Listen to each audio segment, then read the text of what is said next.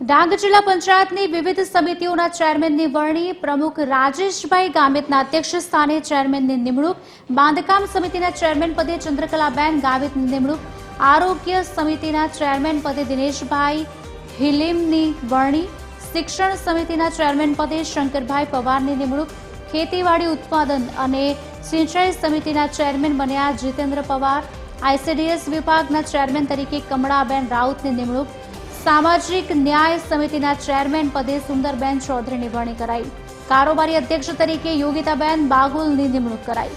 સર્વાનુમતે ચેરમેનની વરણી થતા અટકેલા કામોને વેગ મળશે, ધારાસભ્ય સહિત ભાજપના આગેવાનોએ શુભેચ્છા પાઠવી।